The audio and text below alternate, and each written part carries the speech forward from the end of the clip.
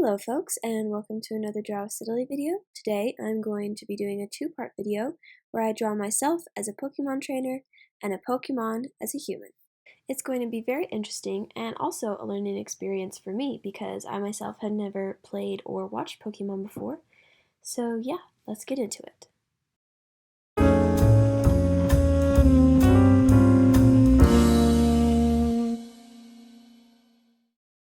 So I did some research on this game and I figured out what it was.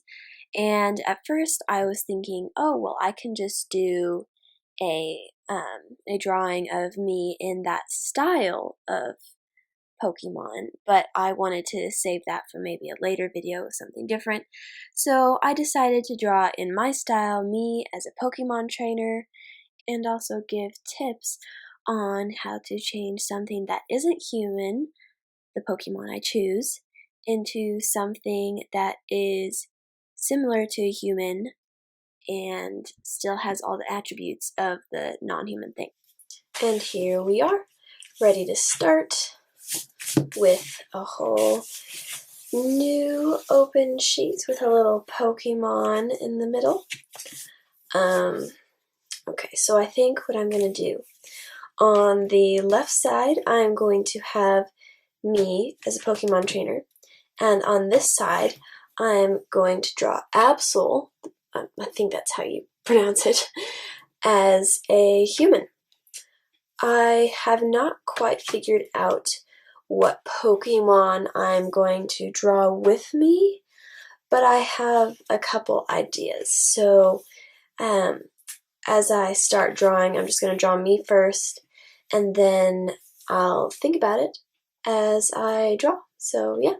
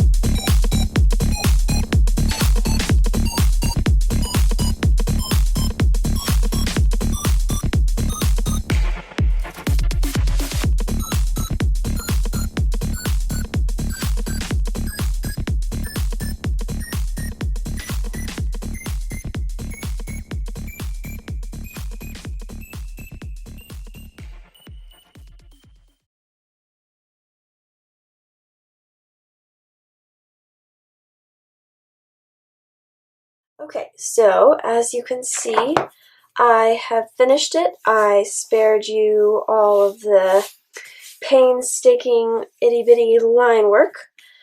So what I decided to do with the Pokemon is I chose three Pokemon that I liked, and because it was my style, I decided to interpret it in my own way, and they're kind of just floating around me as Eevee is smaller and then it gets bigger as it gets to the Lycanroc. So, and they're kind of just floating around. Obviously, I don't know much about Pokemon, but it was my style, so I could do what I wanted with it. And then what I did is I copied it and I printed it out because I didn't want to color it in here because I was afraid to ruin the original artwork, but I printed it out, and that way I can color it, and I'll show you when that is colored, and then when that is finished I will move on to the second half. So yeah, see you after I'm done coloring. So here is the finished project.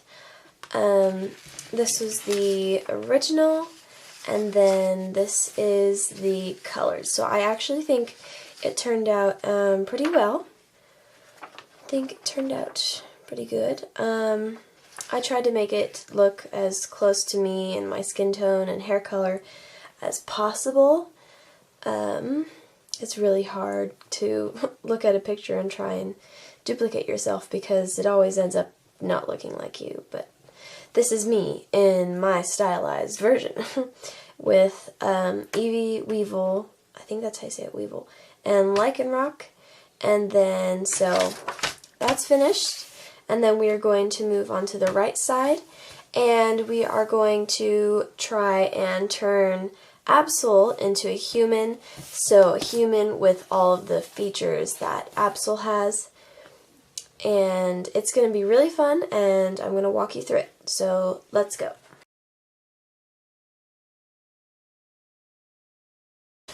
So here I have a picture of Mega Absol on my phone, and then I'm just going to draw the pose that I'm going to draw it as a girl because I draw girls more often, and I've practiced with them a lot more. And I do draw them once in a while, like I did Kylo Ren in the first video, but my guys do need a lot of practice, but we're just going to go with a female for now because I'm more comfortable with that, and I'm tired. I've been doing this for 2 days. I really enjoy it, but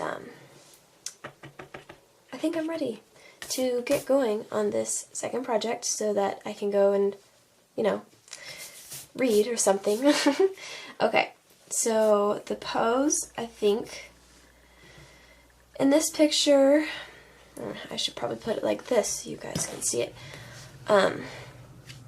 In this picture, Absol is kind of like rawr, with claws out, wings out.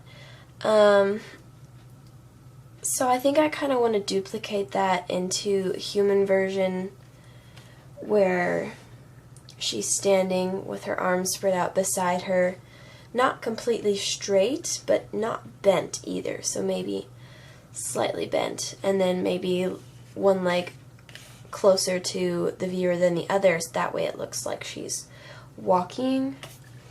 So let's just draw out the skeleton.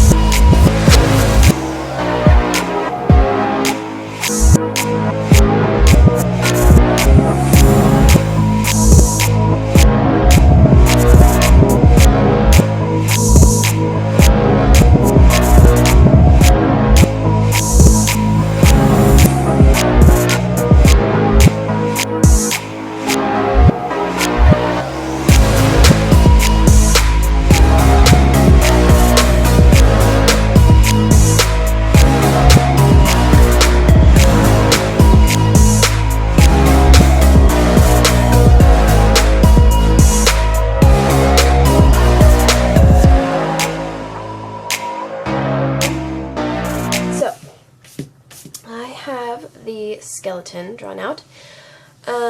So I took a couple things, like just for the skeleton, from this. So if you see here, the face is kind of rounded, then comes to a point, and then slowly goes down to the chin, and the chin is pointed, and very large feet. The sharpness of some of these lines, you can see it's a swoop, but then it's sharp. And so I tried to incorporate that in as much as I could. So when you're looking at something non-human, take in the shapes. And it's just like drawing the basic structure of a human. You break it down into shapes and reform it. So I think I have some ideas for the outfit. What I was thinking is, because of these feather-like things at the bottom of the legs, I was thinking maybe like bell-bottom type pants where it comes out into like a feathery end, and then same with the wings. I would have maybe a feathery cloak that goes all the way around, and then tassels, tight sleeves, and then blooms out at the end. Then with hair, obviously she'd have her hair long, drapey on this end, and then maybe a headpiece that is covered by half the hair on this side, but comes up into that dramatic swoop thing, and then a beret maybe holds back part of her hair. But you can only see one eye, so we're going to have to cover one eye. So you see, I'm taking these pieces of each and I'm incorporating it into the drawing itself of the changed form, I guess you could call it. So I'm going to do a little sketch here of what this might look like.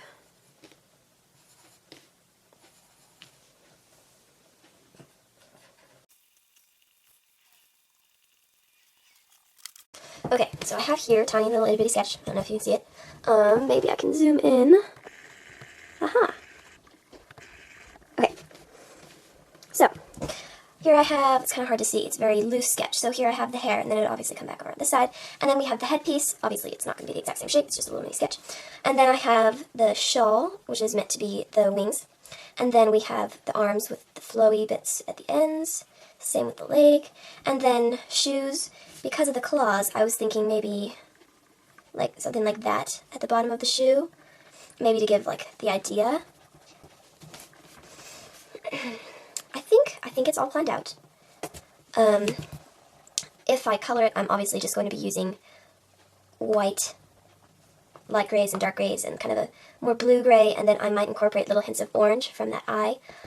So I think the main tips when you are trying to turn something inhuman to a human, you want to break the creature down into shapes, and then you want to incorporate those shapes and create in the human figure. And then a lot of what I like to do is I like to incorporate the colors and the design of the creature into the outfit. Let me see if I can give an example. Like if I was turning, I don't know, say a cow or a horse, let's do a horse. Say I was turning a horse into a human. They always have that forelock, right, hanging in between their ears. So I would give the person bangs. And they always have like long hair, or their hair is braided straight down their head. Then I could do that. And then depending on what horse I was trying to humanize, I would take the coat and the colors of the horse, and I would turn that into the human's outfit. It sounds a lot harder than it is, I think. Just try it out yourself, and you can see for yourself whether it's harder or easier than you think. So I am going to finish drawing this. I'm going to make it go a lot faster because this video is already pretty long, and I will see you at the end of the video, and I'll probably talk a little more, and that'll be it. Yeah, thank you.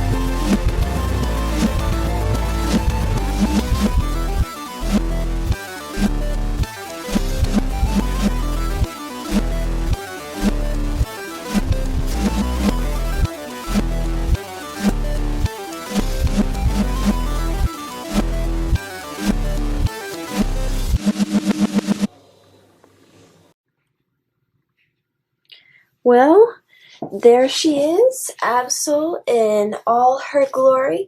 I even drew a little Pokeball next to her. The shading was rather hard to do with alcohol pens, but I did as best I could, and I think it looks great. I hope you guys enjoyed the video. I hope you guys maybe learned something, and it would be really cool for you guys to try taking a Pokemon and turning it into a human in your own style of drawing. So that's it. Thank you for watching, and have an awesome September.